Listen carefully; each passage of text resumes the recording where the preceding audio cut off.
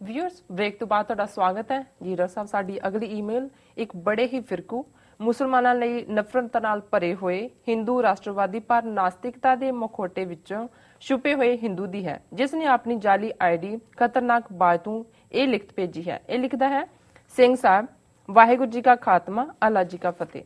मैं ये इसलिए लिख रहा हाँ क्योंकि वाहिगुरू का खात्मा हो गया है ਅਤੇ ਹੁਣ ਨਵੀਂ ਸ਼ਕਤੀ ਅਖੌਤੀ ਅੱਲਾ ਤੁਹਾਡੇ ਵਰਗੇ ਮਾਸੂਮ ਲੋਕਾਂ ਦੇ ਦਿਮਾਗਾਂ ਤੇ ਕੰਟਰੋਲ ਕਰੀ ਬੈਠਾ ਹੈ।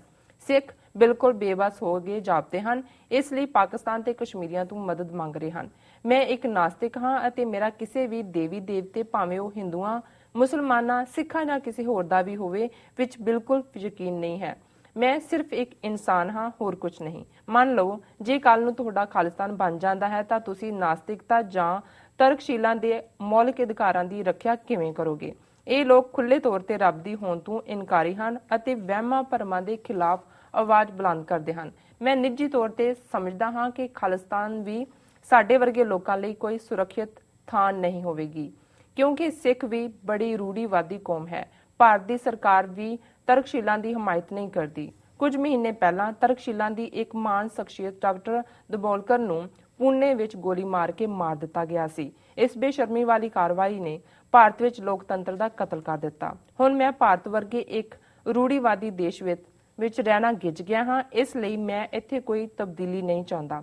ਸੋ ਮੈਂ ਤੁਹਾਨੂੰ ਲੋਕਾਂ ਨੂੰ ਵੀ ਇਹੀ ਸੁਝਾਅ ਦਿੰਦਾ ਹਾਂ ਕਿ ਤੁਸੀਂ ਸ਼ਾਂਤੀ ਨਾਲ ਅਮਰੀਕਾ ਵਿੱਚ ਹੀ ਵਸੋ ਅਤੇ ਖਾਲਿਸਤਾਨ ਦੀ ਕਾਇਮੀ ਲਈ ਇੰਨੀ ਸਖਤ ਮਿਹਨਤ ਨਾ ਕਰੋ। ਖਾਲਿਸਤਾਨ ਬਣਨ ਨਾਲ ਸਾਰੀਆਂ ਕੌਮਾਂ ਦੇ ਬਹੁਤ ਬੇਗੁਨਾਹ ਲੋਕ ਮਾਰੇ ਜਾਣਗੇ। ਦੁਨੀਆ 21ਵੀਂ ਸਦੀ ਵਿੱਚ ਪਹੁੰਚ ਗਈ ਹੈ, ਪਰ ਤੁਸੀਂ ਅਜੇ ਵੀ ਪੁਰਾਣੀਆਂ ਘਿਸੀਆਂ ਪਿਟੀਆਂ ਪਰੰਪਰਾਵਾਂ ਨਾਲ ਜੁੜੇ ਹੋਏ ਹੋ। ਅਮਰੀਕਨਾਂ ਅਤੇ ਯੂਰਪੀਆਂ ਕੋਲੋਂ ਕੁਝ ਸਿੱਖੋ। ਅਖੀਰ ਵਿੱਚ ਮੈਂ ਇਹੀ ਕਹਿਣਾ ਚਾਹਾਂਗਾ ਕਿ ਸਿੱਖ, ਹਿੰਦੂ ਤੇ ਮੁਸਲਮਾਨ ਕਦੀ ਤਰੱਕੀ ਨਹੀਂ ਕਰ ਸਕਦੇ, ਕਿਉਂਕਿ ਇਹ ਸਾਰੇ ਬੜੇ ਤੰਗ ਦਿਲ ਲੋਕ ਹਨ। ਜੀ ਡਾਕਟਰ ਸਾਹਿਬ, ਅਸੀਂ ਆਮ ਤੌਰ ਤੇ ਮੁੱਢਲੇ ਸ਼ਬਦਾਂ 'ਚ ਕਦੇ ਕਿਸੇ ਨੂੰ ਐਡਮੋਨਿਸ਼ ਨਹੀਂ ਕਰਦੇ ਆਪਣੀ ਲਿਖਤ ਵੇਲੇ, ਜਦੋਂ ਲਿਖਤ ਪੜ੍ਹਦੇ ਆ ਉਦੋਂ ਹੀ ਕਰਦੇ ਜੀ। ਪਰ ਇਸ ਘਟੀਆ ਬੰਦੇ ਨੇ ਇਸ ਕਿਸਮ ਦੇ ਘਟੀਆ ਮੈਸੇਜ ਵੀ YouTube ਤੇ ਲਿਖੇ ਹੋਏ ਨੇ, ਕਿਉਂਕਿ ਆਈਡੀ ਤਾਂ ਇਹ ਬਦਲ ਕੇ ਹੀ ਲਿਖੀ ਹੈ ਉਹਦੇ ਥੱਲੇ ਵੀ ਜੀ। ਔਰ ਫਿਰ ਇਹਨੇ ਇਹ ਹਕਾਮਤ ਵੀ ਕੀਤੀ ਕਿ ਉੱਥੇ ਇੰਨੇ ਘਟੀਆ ਕਮੈਂਟ ਕਰਨ ਤੋਂ ਬਾਅਦ ਇੱਥੇ ਇਹਨੇ ਡੇਂਜਰਸ ਹੌਕ ਦੇ ਨਾਂ ਥੱਲੇ ਖਤਰਨਾਕ ਬਾਜ ਇਹ SOS ਦੇ ਈਮੇਲ ਦੇ ਉੱਤੇ ਇਹ ਲਿਖਿਆ ਔਰ ਉਹਦੇ 'ਚ ਉਹ ਨਾਸਤਕ ਬਣ ਗਿਆ, ਬਾਕੀਆਂ ਨੂੰ ਰੂੜੀਵਾਦੀ ਦੱਸਤਾ। ਆਪ ਅਖੀਰ 'ਚ ਇਹ ਵੀ ਕਹਿ ਦਿੱਤਾ ਕਿ ਹਿੰਦੂਆਂ, ਸਿੱਖਾਂ, ਮੁਸਲਮਾਨਾਂ ਦੀ ਕਦੇ ਤਰੱਕੀ ਨਹੀਂ ਹੋਣੀ, ਕਿਉਂਕਿ ਇਹਨੇ ਦੱਸਤਾ ਕਿ ਜਿਵੇਂ ਮੇਰੇ ਮਨ 'ਚ ਮੈਂ ਸਭ ਨੂੰ ਬਰਾਬਰ ਮੰਨਦਾ ਔਰ ਇਹ ਸਾਰੇ ਜਿਹੜੇ ਨੇ ਕੰਡੈਮਨੇਬਲ ਨੇ ਜੀ। ਸੋ ਹਾਲਾਂਕਿ ਇਹ ਕੋਈ ਜ਼ਰੂਰੀ ਨਹੀਂ ਹੁੰਦਾ ਵੀ ਅਸੀਂ ਇਸ ਕਿਸਮ ਦੇ ਜਿਹੜੇ ਲੋਕ ਨੇ ਉਹਨਾਂ ਦੀ ਜ਼ਰੂਰੀ ਲਿਖਤ ਨੂੰ ਪਿਕ ਕਰੀਏ, ਪਰ ਮੈਨੂੰ ਇਸ ਗੱਲ ਦਾ ਚੰਗੀ ਤਰ੍ਹਾਂ ਅਹਿਸਾਸ ਹੈ ਕਿ ਕਿਸ ਤਰੀਕੇ ਨਾਲ ਐਮਬੈਸੀਜ਼, ਕੌਂਸੂਲੇਟਸ, ਹਾਈ ਕਮਿਸ਼ਨਸ ਔਰ ਉਹਨਾਂ ਦੇ ਤੁਰਦੇ ਫਿਰਦੇ ਏਜੰਟ ਜੀ ਇਸ ਕਿਸਮ ਦੀਆਂ ਜਾਲੀ ਆਈਡੀਜ਼ ਦੇ ਨਾਲ ਸਾਨੂੰ ਡਿਸਟਰੈਕਟ ਵੀ ਕਰਨਾ ਚਾਹੁੰਦੇ ਨੇ ਕਿ ਵੀ ਅਸੀਂ ਕੋਈ ਨਾ ਕੋਈ ਗੱਲ ਐਸੀ ਕਹੀਏ ਜਿਹੜੀ ਕਿ ਕਾਨੂੰਨ ਦੇ ਖਿਲਾਫ ਹੋਏ। ਉਹਦੇ ਥੱਲੇ ਫਿਰ ਇੱਥੋਂ ਦੀਆਂ ਕਾਨੂੰਨ ਇੰਪਲੀਮੈਂਟਿੰਗ ਏਜੰਸੀਜ਼ ਨੂੰ ਜਿਹੜਾ ਹੈ ਉਹ ਖਬਰਦਾਰ ਕਰਨ ਕਿ ਦੇਖੋ ਜੀ ਇਹ ਤਾਂ ਹਿੰਸਾ ਫੈਲਾ ਰਹੇ ਨੇ, ਜਾਂ ਇਹਨਾਂ ਦਾ ਇਹ ਯਤਨ ਹੁੰਦਾ ਹੈ ਕਿ ਵੀ ਇਹ ਜਿਹੜੇ ਸਾਡੇ ਦਰਸ਼ਕ ਜਾਂ ਦੂਸਰੇ ਨੇ ਭੋਲੇ ਭਾਲੇ ਉਹਨਾਂ ਦੇ ਸਾਹਮਣੇ ਇਸ ਕਿਸਮ ਦੇ ਜਿਹੜੇ ਤਿੱਖੇ ਲੈ ਕੇ ਆਣ ਮੁੱਦੇ ਜਿਹਦੇ 'ਚ ਅਸੀਂ ਫੰਬਲ ਹੋ ਰਹੇ ਹੋਈਏ ਕਿ ਜੀ ਸਾਡੀ ਪੋਜੀਸ਼ਨ ਕੀ ਹੋਏਗੀ ਜੀ। ਔਰ ਤੀਸਰਾ ਇਹਨਾਂ ਦਾ ਮਕਸਦ ਜ਼ਾਹਰ ਹੈ ਕਿ ਵੀ ਇਹ ਆਪਣੀ ਹਾਜ਼ਰੀ ਲਵਾਉਣਾ ਚਾਹੁੰਦੇ ਨੇ, ਕਿਉਂਕਿ ਇਹਨਾਂ ਨੇ ਜਾ ਕੇ ਫਿਰ ਪੇ ਚੈੱਕ ਇਕੱਠਾ ਕਰਨਾ ਹੁੰਦਾ ਆਪਣੇ ਮਾਲਕ ਤੋਂ ਕਿ ਜੀ ਦੇਖੋ ਅਸੀਂ ਆਪਣਾ ਕੰਮ ਕਰ ਦਿੱਤਾ ਹੈ। ਸੋ ਸਾਨੂੰ ਵੀ ਇਹਨਾਂ ਦੇ ਨਿਆਣਿਆਂ ਦੀ ਰੋਟੀ ਰੋਜ਼ੀ ਦਾ ਫਿਕਰ ਤਾਂ ਹੈ ਹੀ ਹੈ ਕਿ ਇਹਨਾਂ ਵਿਚਾਰਿਆਂ ਦਾ ਵੀ ਰੋਟੀ ਰੋਜ਼ੀ ਚੱਲਦੀ ਰਹੇ। ਇਹਨਾਂ ਦੇ ਜੇ ਅਸੀਂ ਕੁਛ ਨਾ ਕਵਾਂਗੇ, ਬਿਲਕੁਲ ਹੀ ਇਗਨੋਰ ਕਰਨਾ ਸ਼ੁਰੂ ਕਰ ਦਿਆਂਗੇ ਤੇ ਇਹ ਵਿਚਾਰੇ ਲੱਖ ਕਹੀ ਜਾਣ ਜੀ ਅਸੀਂ ਬੜਾ ਲਿਖਿਆ, ਅੱਗੋਂ ਬੋਲਦੇ ਹੀ ਨਹੀਂ, ਉਹ ਵਿਚਾਰੇ ਭੁੱਖੇ ਮਰਨਗੇ ਨਿਆਣੇ। ਸੋ ਸਾਨੂੰ ਵੀ ਇਹ ਵੀ ਤੁਹਾਡੀ ਖਾਤਰ ਨਹੀਂ, ਇਹ ਜਿਹੜੇ ਫਿਰਕੂ ਨੇ ਤੁਹਾਡੇ ਨਿਆਣਿਆਂ ਦੀ ਖਾਤਰ ਅਸੀਂ ਤੁਹਾਡੀਆਂ ਗੱਲਾਂ ਦਾ ਨੋਟਿਸ ਵੀ ਲੈ ਲੈਂਦੇ ਜੀ। ਔਰ ਆਪਣੇ ਦਰਸ਼ਕਾਂ ਨੂੰ ਵੀ, ਆਪਣੇ ਸਰੋਤਿਆਂ ਨੂੰ ਵੀ ਅਸੀਂ ਇਹ ਦੱਸ ਦਿੰਦੇ ਹਾਂ ਕਿ ਸਾਡਾ ਵਾਹ ਕਿਸ ਕਿਸਮ ਦੇ ਕਮੀਣੇ ਦੁਸ਼ਮਣ ਦੇ ਨਾਲ। ਜਦੋਂ ਅਸੀਂ ਜ਼ਿਕਰ ਕਰਦੇ ਹਾਂ ਅਕਸਰ ਕਿ ਜਿਨ੍ਹਾਂ ਨਾਲ ਸਾਡਾ ਜਵਾਹ ਹੈ ਇਹ ਮੁਗਲਾਂ ਨਾਲੋਂ ਜ਼ਿਆਦਾ ਜ਼ਾਲਮ ਨੇ ਔਰ ਅੰਗਰੇਜ਼ਾਂ ਨਾਲੋਂ ਜ਼ਿਆਦਾ ਚਲਾਕ ਨੇ। ਇਹ ਕੰਬੀਨੇਸ਼ਨ ਨੇ। ਮੁਗਲਾਂ ਨੇ ਰਾਜ ਕੀਤਾ ਜ਼ੁਲਮ ਦੇ ਨਾਲ ਜੀ, ਉਹਨਾਂ ਨੇ ਇੱਕ ਆਪਣੀ ਧਾਕ ਜਮਾਈ ਜ਼ੁਲਮ ਕਰ ਕਰਕੇ, ਡਰ ਪੈਦਾ ਕਰਕੇ, ਔਰ ਇੰਨਾ ਡਰ ਪੈਦਾ ਕੀਤਾ ਕਿ ਜੇ ਅਲਾਉਦੀਨ ਖਿਲਜੀ ਵਰਗੇ 12 ਸਿਪਾਹੀਆਂ ਦੇ ਨਾਲ ਗਏ ਤੇ ਬੰਗਾਲ ਦੇ ਵਿੱਚ ਜਾ ਕੇ ਉਹਨਾਂ ਨੇ ਬੰਗਾਲ ਫਤਿਹ ਕਰ ਲਿਆ। ਕਿਤੇ ਵੀ ਗਏ ਕਿਹਦੀ ਹਿੰਮਤ ਹੁੰਦੀ ਸੀ ਕਿ ਮੁਗਲਿਆ ਰਾਜ ਦੇ ਕਿਸੇ ਪਠਾਨ ਸਿਪਾਹੀ ਜਾਂ ਕਿਸੇ ਦੀ ਵਾਵਲ ਵੀ ਦੇਖ ਜਾਂਦਾ ਤੇ ਉਹ ਸਾਰੇ ਦੇ ਸਾਰੇ ਪਿੰਡ ਸਾੜ ਦਿੰਦੇ ਸੀ। ਇਹੀ ਗੱਲ ਅੰਗਰੇਜ਼ਾਂ ਨੇ ਉਹ ਡਰ ਤਾਂ ਅਥਾਰਟੀ ਦਾ ਕਾਇਮ ਰੱਖਿਆ, ਪਰ ਉਹਨਾਂ ਨੇ ਚਲਾਕੀ ਵੀ ਕੀਤੀ, ਅੱਡ-ਅੱਡ ਕਬੀਲਿਆਂ ਦੀ ਪੜ੍ਹਾਈ ਕੀਤੀ, ਕੌਣ ਕੀ ਹੈ। ਫਿਰ ਉਹਨਾਂ ਮੁਤਾਬਕ ਜੇ ਕਿਸੇ ਨੂੰ ਜ਼ਮੀਨ ਵਾਹੁਣੀ ਪਸੰਦ ਹੈ ਉਹਨਾਂ ਨੂੰ ਜ਼ਮੀਨਾਂ ਦੇ ਦਿੱਤੀਆਂ, 12 ਚ ਆਬਾਦ ਕਰਤਾ, ਕੋਈ ਫੌਜੀ ਬਣਾ ਦਿੱਤੇ, ਕੋਈ ਜਿਹੜੇ ਨੇ ਘਸਿਆਰੇ ਬਣਾ ਦਿੱਤੇ। 1857 ਵਾਲੇ ਯੂਪੀ ਬਿਹਾਰ ਵਾਲੇ ਉਹਨਾਂ ਨੂੰ ਘੋੜਿਆਂ ਦਾ ਖਰਖਰਾ ਕਰਨ ਰੱਖਿਆ ਸੀ ਫੌਜ 'ਚ। ਇਸ ਤੋਂ ਬਿਨਾਂ ਉਹਨਾਂ ਨੂੰ ਕੋਈ ਕੰਮ ਨਹੀਂ ਸੀ ਦਿੰਦੇ ਕਿ ਵੀ ਇਹ ਬੰਗਾਲੀ ਆ, ਉਹਨਾਂ ਸੀ ਸ਼ਰਾਰਤੀ ਨੇ, ਉਹਨੂੰ ਵੜਦੇ ਹੀ ਨਹੀਂ ਸੀ, ਕਲਰਕ ਰੱਖ ਲੈਂਦੇ ਸੀ, ਬੰਗਾਲੀ ਬਾਬੂ, ਮਦਰਾਸੀ ਬਾਬੂ। ਇਸ ਤੋਂ ਬਿਨਾਂ ਉਹਨਾਂ ਨੂੰ ਕੋਈ ਨਹੀਂ ਸੀ ਦਿੱਤਾ ਜਾਂਦਾ ਉਹਦਾ। ਹੁਣ ਇਹ ਜਿਹੜਾ ਬੰਦਾ ਹੈ ਜਿਹੜਾ ਹੁਣ ਇਹਦੇ 'ਚ ਨਾਸਤਕ ਬਣਿਆ ਹੋਇਆ ਹੈ ਔਰ ਆਪਣੀਆਂ ਦੂਸਰੇ ਮੈਸੇਜਿਸ ਦੇ ਵਿੱਚ ਪੂਰਾ ਫਿਰਕੂਪਣਾ, ਹਿੰਦੂਪੁਣਾ ਦਿਖਾ ਰਿਹਾ, ਔਰ ਜਿਹੜੀ ਈਮੇਲ YouTube ਦੇ ਉੱਤੇ ਇਹਦੇ ਕਮੈਂਟ ਨੇ ਉਹ ਉਸ ਵੀਡੀਓ ਦੇ ਥੱਲੇ ਨੇ ਜਿਹਦੇ 'ਚ ਪਿਛਲੇ ਦਿਨਾਂ 'ਚ ਇੱਕ ਖਬਰ ਸੀ ਦਿੱਲੀ ਦੇ ਹਵਾਲੇ ਨਾਲ ਕਿ ਜੀ Simmi so called Islamic group ਉਹਨਾਂ ਨੇ ਧਮਕੀ ਦਿੱਤੀ ਹੈ ਕਿ ਅਸੀਂ ਗੁਰਦੁਆਰੇ ਉਡਾ ਦੇਵਾਂਗੇ, ਹਾਂਜੀ, ਔਰ ਉਸ 'ਤੇ ਜੀ ਏਜੰਸੀਆਂ ਬੜੀਆਂ ਘਬਰਾ ਗਈਆਂ, ਉਹਨਾਂ ਨੇ ਬੜੀ ਕੀਤਾ, ਔਰ ਅਸੀਂ ਉਹਦੇ 'ਚ ਇਹ ਹਵਾਲਾ ਦਿੱਤਾ ਸੀ ਕਿ ਕਿਵੇਂ ਇਹਨਾਂ ਦੀਆਂ ਏਜੰਸੀਆਂ ਦਾ ਆਪਣਾ ਕੰਮ ਹੁੰਦਾ ਜੀ, ਔਰ ਇਹ ਜਿਹੜੀ ਸਿੱਖਾਂ ਮੁਸਲਮਾਨਾਂ ਦੇ ਵਿੱਚ ਗੁੱਡਵਿਲ ਹੈ ਇਹਨੂੰ ਖਤਮ ਕਰਨ ਦੇ ਲਈ ਇਹ ਹੁਣ ਇਸ ਕਿਸਮ ਦਾ ਪ੍ਰੋਪੇਗੈਂਡਾ ਕਰ ਰਹੇ ਨੇ, ਔਰ ਕੋਈ ਸ਼ਰਾਰਤ ਕਰ ਵੀ ਸਕਦੇ ਨੇ ਏਜੰਸੀਆਂ ਵਾਲੇ, ਔਰ ਇਹਨੂੰ ਮੁਸਲਮਾਨਾਂ ਦੇ ਖਾਤੇ 'ਚ ਪਾਉਣਗੇ। ਹੁਣ ਜਦੋਂ ਵੀ, ਔਰ ਮੈਂ ਇਕੱਲੀ ਇਸ ਵੀਡੀਓ ਦੇ ਹਵਾਲੇ ਨਾਲ ਨਹੀਂ, ਅੱਜ ਵੀ ਮੇਰੀ ਕਿਸੇ ਹੋਰ ਇੰਟੈਲੈਕਚੁਅਲ ਨਾਲ ਗੱਲ ਹੋ ਰਹੀ ਸੀ, ਮੈਂ ਕਿਹਾ ਵੀ ਇਹ ਗੱਲ ਪਾਕਿਸਤਾਨ ਦੇ ਰੂਲਰਸ ਨੂੰ ਜਾਂ ਉਹਨਾਂ ਦੇ ਜਿਹੜੇ ਪਾਲਿਸੀ ਮੇਕਰ ਨੇ ਜਾਂ ਈਵਨ ਸਿੱਖਾਂ ਦੇ ਜਿਹੜੇ ਵੈਲਵਿਸ਼ਰ ਨੇ ਜਾਂ ਪੰਥ ਪ੍ਰਸਤ ਵੀਰ ਵੀ ਨੇ ਸਾਡੇ, ਉਹਨਾਂ ਨੂੰ ਇਹ ਕਿਉਂ ਸਮਝ ਨਹੀਂ ਆਉਂਦੀ ਕਿ ਸਿੱਖਾਂ ਮੁਸਲਮਾਨਾਂ ਦੀ ਸਾਂਝ ਜਾਂ ਖਾਲਿਸਤਾਨ ਕਸ਼ਮੀਰ ਦੀ ਤਹਿਰੀਕ ਦੀ ਸਾਂਝ ਇੰਨਾ ਜ਼ਬਰਦਸਤ ਇਹ ਕੰਬੀਨੇਸ਼ਨ ਹੈ ਜੀ ਕਿ ਇਹ ਹਿੰਦੁਸਤਾਨ ਦੇ ਹਾਕਮ, ਕਿਉਂਕਿ ਮੈਂ ਦੇਖਦਾ, ਮੈਂ ਤਾਂ ਪਿਛਲੇ 20 ਸਾਲ ਤੋਂ ਇਸ ਗੱਲ ਨੂੰ ਦੇਖਿਆ ਕਿ ਜਿੱਥੇ ਦੋ ਸਿੱਖ ਜਾਂ ਕਸ਼ਮੀਰੀ ਇਕੱਠੇ ਹੁੰਦੇ ਨੇ ਜਾਂ ਅਸੀਂ ਇਕੱਠੀ ਗੱਲ ਕਰਦੇ ਹਾਂ, ਇਹ ਆਪਣਾ ਲੌਜਿਕ ਲੂਜ਼ ਕਰ ਜਾਂਦੇ। ਜਿਹੜੇ ਜਿੰਨਾ ਮਰਜ਼ੀ ਨਕਾਬ ਇਹਨਾਂ ਨੇ ਪਾਇਆ ਹੋਏ, ਸੈਕੂਲਰ ਔਰ ਗੁੱਡ ਇੰਡੀਅਨਸ ਔਰ ਵਾਕਈ ਸਿੱਖਾਂ ਨਾਲ ਬਹੁਤ ਮਾੜਾ ਹੋਇਆ, ਤੁਸੀਂ ਦਾ ਮੋਮੈਂਟ ਤੁਸੀਂ ਪਾਕਿਸਤਾਨ ਜਾਂ ਕਸ਼ਮੀਰ ਦੇ ਕੋਈ ਗੱਲ ਕਰੋ ਜਾਂ ਕੋਈ ਸਾਂਝ ਦੀ ਗੱਲ ਕਰੋ ਜਾਂ ਇਤਿਹਾਸਕ ਸਾਂਝਾਂ ਦੀ ਗੱਲ ਕਰੋ, ਇਹਨਾਂ ਵਿਚਲਾ ਜਿਹੜਾ ਫਿਰਕੂ ਹਿੰਦੂ ਹੈ ਉਛਲ ਕੇ ਬਾਹਰ ਆ ਜਾਂਦਾ, ਇਹਨਾਂ ਦਾ ਬੈਲੈਂਸ ਹੀ ਲੂਜ਼ ਹੋ ਜਾਂਦਾ, ਇਹ ਹਿਲ ਜਾਂਦੇ ਨੇ, ਇਹਨੂੰ ਪਤਾ ਨਹੀਂ ਲੱਗਦਾ ਕਿ ਵੀ ਇਹ ਹਨੇਰਾ ਹੈ ਕਿ ਚਾਨਣ ਹੈ। ਔਰ ਇਸੇ ਗੱਲ ਨੇ ਇਸ ਫਿਰਕੂ ਆਦਮੀ ਨੂੰ ਜਿਹੜਾ ਇਸ ਕਦਰ ਜਿਹੜਾ ਉਹ ਬਿਲਕੁਲ ਇਸ ਕਦਰ ਇਹਨੂੰ ਹਿਲਾ ਦਿੱਤਾ ਆਪਣੇ ਪੈਰਾਂ ਤੋਂ।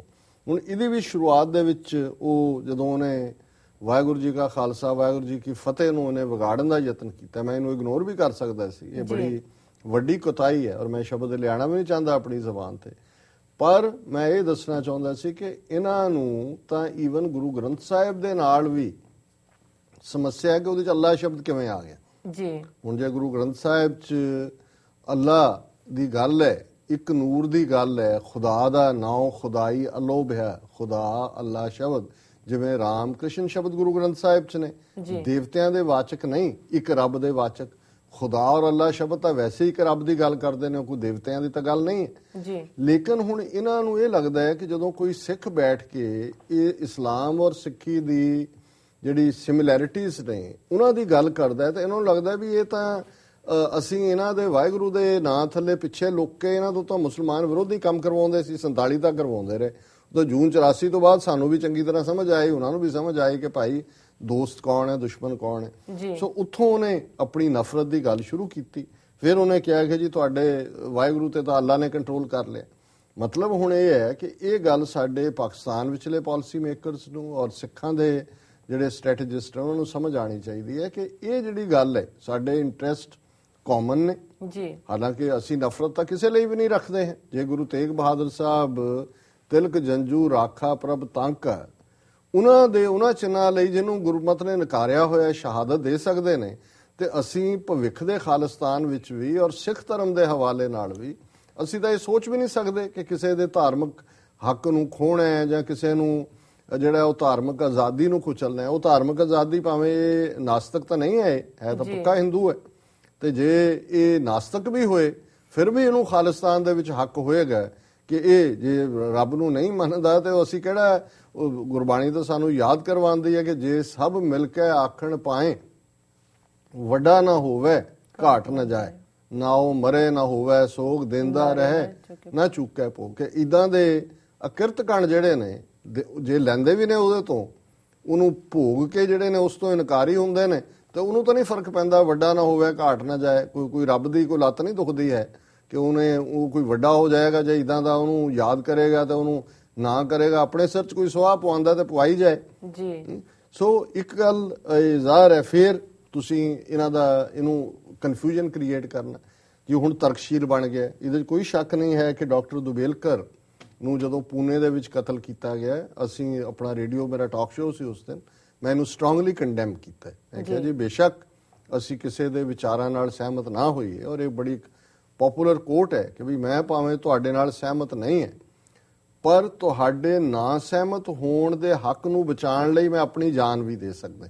ਇਹ ਕੋਟ ਹੈ ਕਿਸੇ ਦੀ, ਔਰ ਮੈਂ ਇਹਦੇ ਨਾਲ ਸਹਿਮਤ ਹਾਂ ਕਿ ਵੀ ਕਿਸੇ ਦਾ ਕਿਸੇ ਗੱਲ ਤੇ ਸਹਿਮਤ ਹੋਣਾ ਨਾ ਹੋਣਾ ਇਹ ਵੱਖਰੀ ਗੱਲ ਹੈ, ਪਰ ਇਹ ਹੱਕ ਕੋਈ ਕਿਸੇ ਨੂੰ ਨਹੀਂ ਦਿੰਦਾ ਹੈ ਕਿ ਤੁਸੀਂ ਦੂਸਰਿਆਂ ਦੇ ਧਾਰਮਿਕ ਜਜ਼ਬਾਤਾਂ ਨੂੰ ਜਾਂ ਦੂਸਰੇ ਦੇ ਅਕੀਦੇ ਨੂੰ ਜਿਹੜਾ ਉਸ ਦਾ ਮਜ਼ਾਕ ਉਡਾਓ ਜਾਂ ਉਸ ਦਾ ਨੁਕਸਾਨ ਕਰੋ। ਜਿਵੇਂ ਸੁਖਬੀਰ ਬਾਦਲ ਔਰ ਖੁਫੀਆ ਏਜੰਸੀਆਂ ਨੇ ਕੂੜ ਸੌਦੇ ਵਾਲੇ ਦਾ ਚੋਲਾ ਬਣਵਾ ਕੇ ਔਰ ਉਸ ਕਿਸਮ ਦਾ ਇੱਕ ਫਸਾਦ ਖੜਾ ਕਰਵਾਇਆ ਜੀ। ਜਿਵੇਂ ਨਰਕਧਾਰੀਆਂ ਨੂੰ ਲਿਆ ਕੇ ਗੁਰੂ ਸਾਹਿਬ ਦੇ ਬਰਾਬਰ ਬਿਠਾ ਕੇ ਔਰ ਗੁਰੂ ਡੰਮ ਖੜਾ ਕਰਕੇ ਅੰਮ੍ਰਿਤਸਰ ਸ਼ਹਿਰ ਦੇ ਵਿੱਚ 13 ਸਿੱਖ ਸ਼ਹੀਦ ਕੀਤੇ। ਜਾਂ ਜਿਹੜੀ ਰਾਮਦੇਵ ਦੀ ਹੁਣ ਚਰਚਾ ਚੱਲ ਰਹੀ ਹੈ ਕਿ ਕਿਵੇਂ ਦਮਦਮਾ ਸਾਹਿਬ 'ਚੋਂ ਆਪਣਾ ਪਖੰਡ ਲਾ ਰਿਹਾ ਯੋਗਾ ਸ਼ਿਵਰ, ਔਰ 10ਵੇਂ ਪਾਤਸ਼ਾਹ ਦੀ ਫੋਟੋ ਜਿਹੜੀ ਆ ਉਹ ਪੈਰਾਂ 'ਚ ਰੱਖੀ ਹੋਈ, ਆਪ ਉੱਪਰ ਚੜ੍ਹ ਕੇ ਬੈਠਾ। ਔਰ ਮੈਨੂੰ ਅਫਸੋਸ ਹੋਇਆ ਇਹ ਕਿਉਂਕਿ ਇਹਦੀ ਚਰਚਾ ਹੋਈ ਹੈ ਜਦੋਂ, ਤੇ ਜਥੇਦਾਰ ਬਲਵੰਤ ਸਿੰਘ ਨੰਦਗੜ੍ਹ ਨੇ ਉਹਨਾਂ ਦਾ ਅੱਜ ਬਿਆਨ ਲੱਗਾ ਹੋਇਆ ਕਿਤੇ ਕਿ ਜੀ ਇਹ ਤਾਂ 2.5 ਸਾਲ ਪੁਰਾਣੀ ਗੱਲ ਹੈ। ਉਦੋਂ ਜਿਹੜਾ ਰਾਮਦੇਵ ਉਹਨੇ ਦਮਦਮਾ ਸਾਹਿਬ ਆ ਕੇ ਜਿਹੜੀ ਹੈ ਮੁਆਫੀ ਮੰਗ ਲਈ ਸੀ। ਕਿਹੜੀ ਖਬਰ ਲੱਗੀ ਹੈ ਕਿ ਉਹਨੇ ਮੁਆਫੀ ਮੰਗੀ ਜੀ? ਜਥੇਦਾਰ ਨੰਦਗੜ੍ਹ ਦਿਖਾ ਦੇਣ ਕਿ ਜੀ ਉਹਨਾਂ ਨੇ ਅਨਾਉਂਸ ਕੀਤਾ ਸੀ, ਉਹਨੂੰ ਤਲਬ ਕੀਤਾ ਸੀ, ਜਾਂ ਉਹਦੀ ਮਾਫੀਨਾਮਾ ਜਿਹੜਾ ਹੈ ਉਹ ਸਾਹਮਣੇ ਆਇਆ ਹੋਏ। ਨਾਲੇ ਜਿਹੜਾ ਤਖਤਾਂ ਤੇ ਆ ਕੇ ਮੁਆਫੀ ਮੰਗਣ ਦੀ ਗੱਲ ਤਾਂ ਸਿੱਖਾਂ ਲਈ ਹੁੰਦੀ ਹੈ, ਸਿੱਖ ਤਖਤਾਂ ਦੇ ਨਾ, ਦੂਜਿਆਂ ਨੂੰ ਤਾਂ ਅਸੀਂ ਸਜ਼ਾ ਹੀ ਦਿੰਦੇ ਉਹ ਤਖਤ ਤੇ ਆ ਕੇ ਮਾਫੀ ਮੰਗਣ। ਸੋ ਇਹ ਕਵਰ ਅਪ ਹੈ। ਸੋ ਕਿਤੇ ਨਾ ਕਿਤੇ ਸਾਨੂੰ ਇਹ ਵੀ ਲੱਗਣ ਲੱਗ ਜਾਂਦਾ ਹੈ ਕਿ ਵੀ ਭਾਵੇਂ ਜਦੋਂ ਜਥੇਦਾਰ ਨੰਦਗੜ੍ਹ ਮਜ਼ਬੂਤੀ ਨਾਲ ਸਟੈਂਡ ਲੈਂਦੇ ਨੇ ਕੁਝ ਇਸ਼ੂਜ਼ ਤੇ, ਅਸੀਂ ਵੀ ਕਈ ਵਾਰੀ ਲੋੜ ਤੋਂ ਜ਼ਿਆਦਾ ਇਸ ਗੱਲ ਤੇ ਆਸਵੰਦ ਹੋ ਜਾਂਦੇ ਆ ਵੀ ਚਲੋ ਕੋਈ ਸੱਚ ਦੀ ਗੱਲ ਕਰ ਰਿਹਾ। ਪਰ ਇਹ ਸਟੇਟਮੈਂਟ ਦੇਖ ਕੇ ਹੁਣ ਪਤਾ ਹੈ ਵੀ ਰਾਮਦੇਵ ਘਿਰਿਆ ਹੋਇਆ ਹੈ, ਉਹ ਬਿਕਰਮਜੀਤ ਮਜੀਠੀਆ ਉਰਫ ਰਾਮ ਰਾਏ ਪਹਿਲਾਂ ਹੀ ਕਾਬੂ ਆਇਆ ਹੋਇਆ, ਔਰ ਇਹ ਸਭ ਬਾਦਲਕਿਆਂ ਦੇ ਖਾਤੇ 'ਚ ਪਿਆ। ਰਾਮਦੇਵ ਇਹਨਾਂ ਦਾ ਹੀ ਜਵਾਈ ਹੈ, ਪੰਜਾਬ ਸਰਕਾਰ ਦਾ, ਉਹਨੂੰ ਲੈ ਕੇ ਆਏ ਹੋਏ ਨੇ, ਉਹਨੂੰ ਦੇ ਸ਼ਿਵਰ ਲਵਾਉਂਦੇ ਨੇ, ਉਹਨੂੰ ਪੈਸੇ ਦਿੰਦੇ ਨੇ, ਹੈਲੀਕਾਪਟਰਾਂ 'ਚ ਘੁਮਾਉਂਦੇ ਨੇ, ਤੇ ਉਹ ਵੀ ਕਾਬੂ ਆ ਗਿਆ।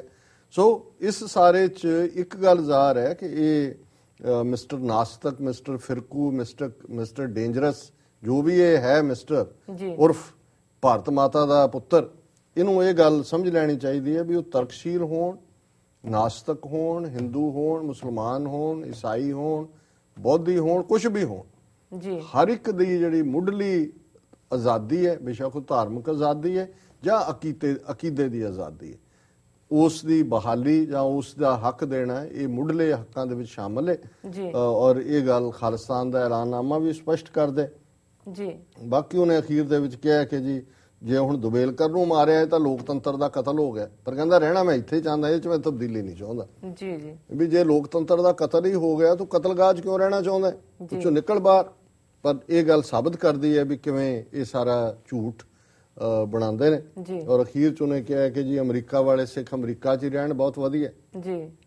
ਸੋ ਹੁਣ ਇਹ ਤਕਲੀਫ ਦੀ ਗੱਲ ਹੈ। ਉਹਨੂੰ ਜਿਹੜਾ ਅਸਲੀ ਪਾਰਟ ਹੈ ਕਿ ਜੀ ਵੀ ਜਿਹੜਾ ਇੱਥੋਂ ਬਾਹਰੋਂ ਗੱਲ ਤੁਰ ਰਹੀ ਹੈ ਉਹ ਪੰਜਾਬ ਦੇ ਵਿੱਚ ਜਾਗਰਤੀ ਪੈਦਾ ਕਰ ਰਹੀ ਹੈ, ਔਰ ਇਹ ਤਖਤ ਦਿੱਲੀ ਦਾ ਲੈਣ ਦੀ ਗੱਲ ਹੈ।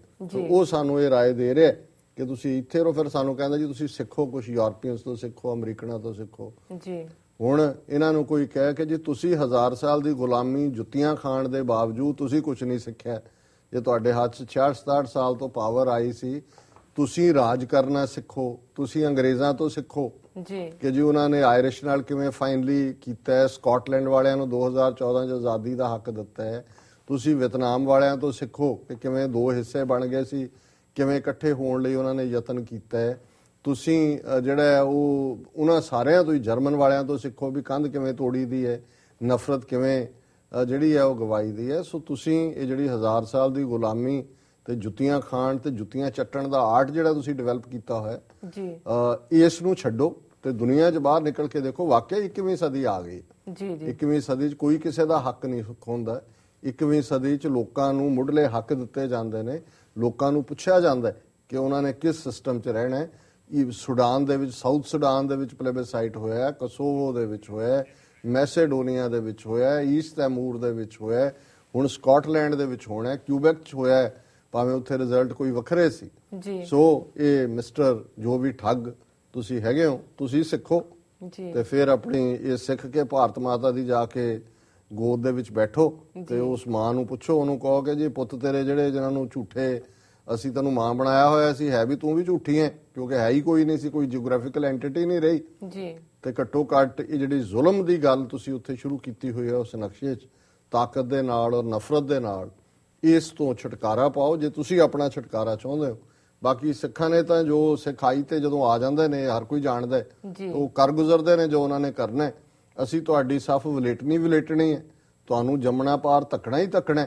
ਉੱਥੇ ਜਾ ਕੇ ਫਿਰ ਤੁਸੀਂ ਭਾਵੇਂ ਜੋ ਮਰਜ਼ੀ ਕਰੀ ਜਾਓ, ਪਰ ਫਿਰ ਵੀ ਇਹ ਜਿਹੜਾ ਨਫ਼ਰਤ ਨਾਲ ਭਰਿਆ ਹੋਇਆ ਫਿਰਕੂ ਆਦਮੀ ਹੈ, ਇਹਦਾ ਧੰਨਵਾਦ ਹੈ। ਘੱਟੋ ਘੱਟ ਇਹ ਸਾਨੂੰ ਮੌਕਾ ਤਾਂ ਦਿੰਦੇ ਨੇ ਕੁੱਟ ਖਾਣ ਦਾ। ਜੀ ਡਾਕਟਰ ਸਾਹਿਬ, ਤੁਹਾਡਾ ਬਹੁਤ ਬਹੁਤ ਧੰਨਵਾਦ। ਤੁਸੀਂ ਆਪਣੇ ਵਿਚਾਰ ਸਾਡੇ ਦਰਸ਼ਕਾਂ ਨਾਲ ਸਾਂਝੇ ਕੀਤੇ। ਵੀਅਰਸ, ਤੁਸੀਂ ਸਾਡੇ ਨਾਲ ਇਸ ਤਰ੍ਹਾਂ ਬਣੇ ਰਹੋ। ਮਿਲਦੇ ਹਾਂ ਛੋਟੇ ਵਕਫੇ ਤੋਂ ਬਾਅਦ।